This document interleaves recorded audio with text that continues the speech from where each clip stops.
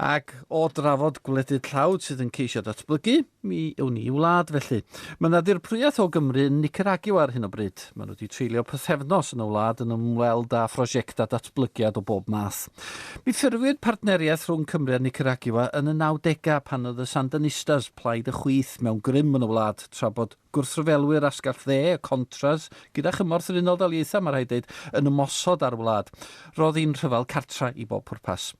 Mi fu Sian Hywys yn Nicaragua yn ystod y 90au pan ffurfiwyd y partneriaeth Cymru-Nicaragua. Mae wedi dychwelyd lenni, ac mi ges i air efo hi o Managua, prif ddinas y bnawn Gwener, gan holi sut argraff mae'r wlad wedi wneud â ni tro yma. Wel, argraff fawr, dyma'r trydydd dirprwyaeth ar ddeg i'r grŵp cefnogi Nicaragua Cymru, ond yn bersonol yn un aelod o'r dirprwyaeth gyntaf 94. Mae yna dipyn o waniaeth ers y cyfnod yna, oherwydd erbyn hyn, mae'r Sandinistiaid bellach yn y llywodraeth ac i llawer iawn o fudiadau da ni wedi cyfarfod. Mae hynny wedi rhoi gobaith a chyfeiriad positif i'r gwaith o ddemocrateisio a gwella sefyllfa y bobl dlawd y wlad. Ond ar y llaw arall, ni wedi cyfarfod rhai pobl hefyd sydd yn dal i deimlo mae'r Sandinistiaid yn chwarae'r dynion busnes, mae buddsoddi mawr yn dod mewn i'r wlad, ond mae angen cadw llygad ar y symudiad cymunedol, y cydweithredol mawr yma oedd yn rhan mor bwysig o'r chwyldro a cadw gwerthoedd y chwyldro. Os dwi'n darllen iawn, da chi wedi ymweld â sawl cornel o Nicaragua, ond yn eich teithio, da chi wedi dod ar draws rôl yr eglwys hefyd, ac ar draws un person arbennig yn ddiwynydd ryddhad yn Nicaragua?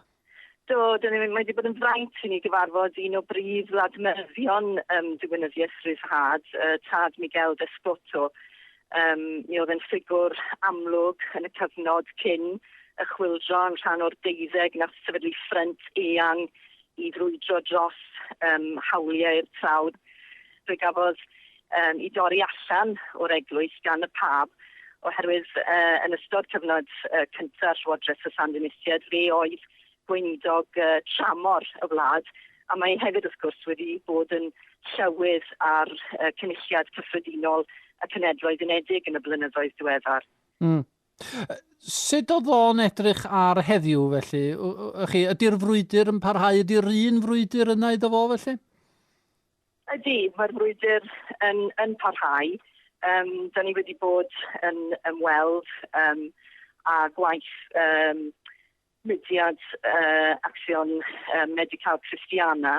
Da ni wedi ymweld â phrosiect banc tir, lle mae'r mudiad Cristnogol yna yn gyfrifol am brynu darn o dir, a wedyn pobl tlawd lleol yn medru talu nôl yr arian am y tir rhyw 2 eurw dros gyfnod. Ac oedd rhywun yn teimlo, wel, dyma ni yn yr math o gymuned sylfaenol oedd yn cael ei sefydlu gan yr ffeiriad ar gychwyn symudiad diwynyddiaeth ryddhad.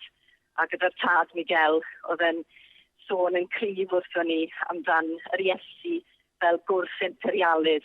Mae yna gerflun yn ei arddau o'r Iesu yn sefyll a'n dwylo ar led, ac o dan fe mae'r geiriau, mae rhaid i ni ddal i frwydro dros heddwch a chyfiawnder yn erbyn imperialaeth yn terfysgol. A'r imperialaeth hwnna, sut mae'n diffinio fo wedyn? Yn herma y cwmnïau rhyngwladol ac yn y blaen?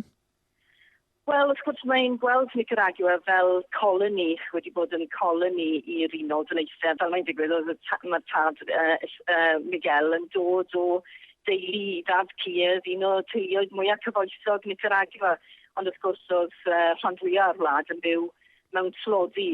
Ac y cwmnïau sydd wedi bod yma yn dwyn yr elw adnoddau naturiol y wlad. Mae'n wlad gyfoethog o ran adnoddau, ond mae'r bobl wedi cael ei wneud yn dlawd. Mae nhw wedi cael ei gwneud i fod heb dir. Felly, imperialaeth iddo fe ydy sôn amdan edrych ar y Beibl yn hermau profiadau bywyd pob dydd, ond hefyd gweld yr Iesu'n dod o'r dosbarth, yn dod o Galilea, o'r rhyfela yn erbyn yr ymerodraeth Rufeinig. Felly dyma di'r math o fyfyrio ar y gair yn hermau reality bywydau pobl pob dydd, ac oedd e'n dweud wrth ni, dyna y math o beth ydy'r eglwys ddim yn dweud wrthych chi, ond mater o i weledigaeth am genhadaeth ydy nid mynd i rannu'r efengel gyda pobl ac eisiau cael nhw i ddod yn Gristnogion yn unig, ond bod rhaid mynd yna a gwrando ar brofiadau pobl